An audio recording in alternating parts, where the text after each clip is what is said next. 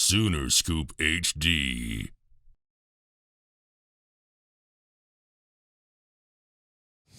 Hey, Jeff, just want to ask, after a tough offensive performance like that, going into the next week, do you have to, do some things maybe to help get their confidence back up, or do you hope that maybe getting Dylan Gabriel back and tinkering with on-field stuff will maybe help in that regard? Yeah, I think the realization of having to play better and coach better is there, but I think we've got guys in the room that are also very understanding of the fact that we're capable.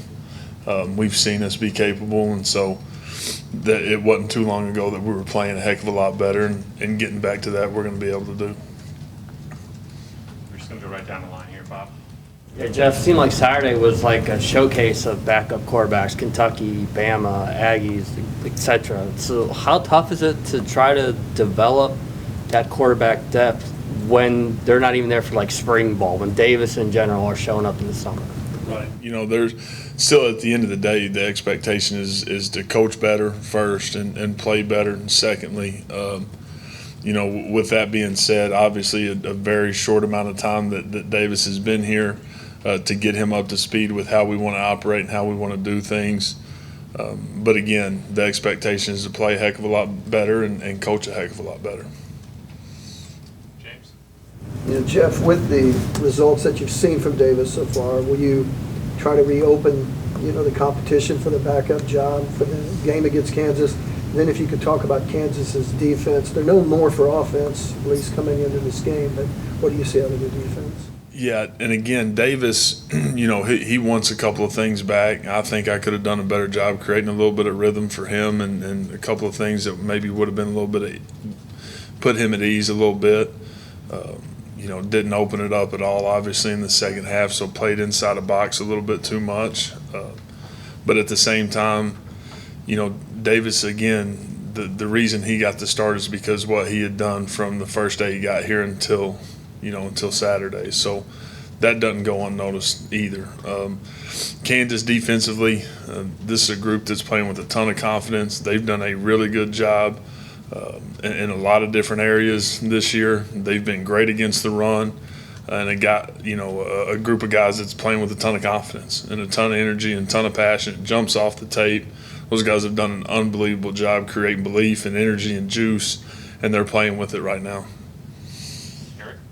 Jeff, I know it takes 11 players playing together to have success on offense, but I wanted to ask you, with all the different packages that you had, or the different Wildcat looks you had to give on Saturday, is that just a testament to the youth and experience in that room? And are you surprised it hasn't evolved to a spot where you wouldn't have to run a Wildcat package 20 plus times in a game? Yeah. Again, I think it's hard on our guys to be able to go play the way we want to play when, in all reality, man, they haven't been here long. And got here in the summer, had fall camp. Would we like to do some things a little differently and a little better? I think that's a very obvious statement, but did feel like the Wildcat stuff gave us a chance to create an advantage, have a little more control from a game management standpoint in the first half, and felt like that was what was going to create an edge for us.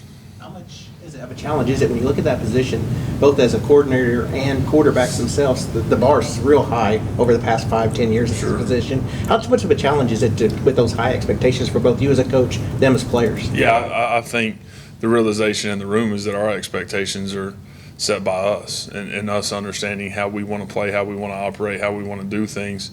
And we've got a group of guys that set the expectation bar really, really high. So that's where it all starts. And again, those guys will continue to get better and continue to get developed, and we'll continue to put them in better situations. Ryan? Yeah, Jeff, when you look at the quarterback room, how do you manage the sort of the psyche of that group? One, before going into this game with as much as you planned on using the Wildcat, and two, especially those guys who didn't play or didn't play very much after what we saw on Saturday. Yeah, I think it's just the entire group understanding that we've got to do whatever it takes to find a way to score points and at the end of the day ultimately be +1. And I think all those guys understanding that in the room, they're great teammates. They're incredibly unselfish. They want to do whatever is best for the football team, and getting them to that point was was important for us, and those guys have stayed true to that.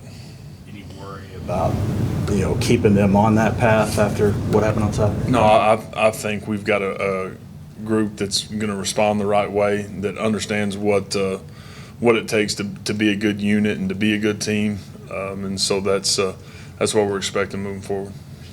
Eli? With Dylan, you've had the luxury of a quarterback who knew your system coming in here. Did last week, whether it was in preparation or on game day, teach you anything you didn't know about this offense and trying to get kind of people going in it? No, I think still, what we tried to do those first 5 drives, we felt like was the best thing to give us the opportunity to go score points and win the game. The surprise was that we didn't execute well. We didn't play very well. I obviously didn't coach very well.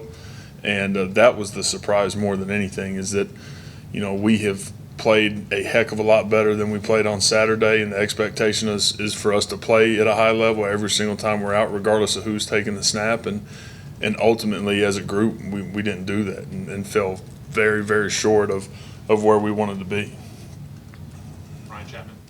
As a play caller, do you buy into the concept of a guy that's like a gamer that just shows you something different on Saturdays than what happens in the week in practice? I do not.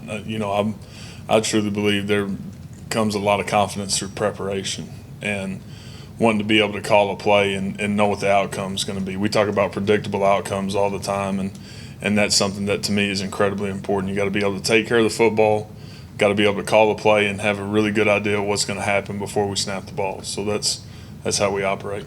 Not a consideration when for 3 quarters, if you give a guy and you're not getting the production you need, if you don't see it during the week, it's not something you're just throw a guy in there and see if it's different. If a guy's not had a good week at practice and not prepared the right way or whatever the case may be, then it's not right for me to be able to put him in a situation in a game and think that all of a sudden it's going to change.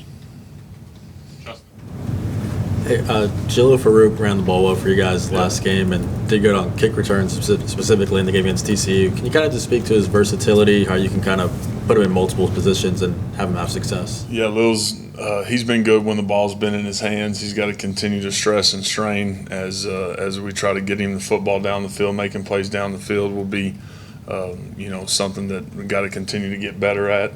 But he has, when the ball has been in his hands, he's done a nice job. When you have a week like last week where you're basically wasn't your base offense, it's year 1 in your offense, did having to go through a week like that, I'm not talking about the game, but the preparation for it, kind of set you back a little bit as far as, where moving the offense along? Again, the frustration and the disappointment is how we played. I think that's all part of football, stepping in the arena and understanding you're going to have to prepare different ways every single week, depending on who's available, who's not available. To me, that's why they call us coach. I did a bad job. Our guys didn't play well. We didn't play well, didn't coach well, and that's ultimately what is most disappointing about Saturday.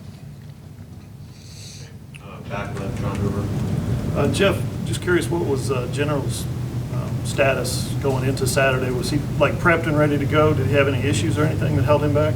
No, he was prepped and ready to go. He had a minor deal pregame, but General had a good week, and he was another guy that obviously has been in the room, not for a great amount of time, but has continued to strain and fight for his spot and his opportunity. And if that day comes, once it does, I think he'll be ready. Is that why we saw Nick at the end instead of him? Yeah, just Nick again has done some really good things too. And again, he's put himself in a situation to be right in the mix as well. And so that's why I wanted to get him some reps, get him a little bit of time out there to create that experience for him. Question about this week in practice. You do away, assuming Dylan might come back this week, you do away with the Wildcat stuff, or at least put it on the back burner. Yeah.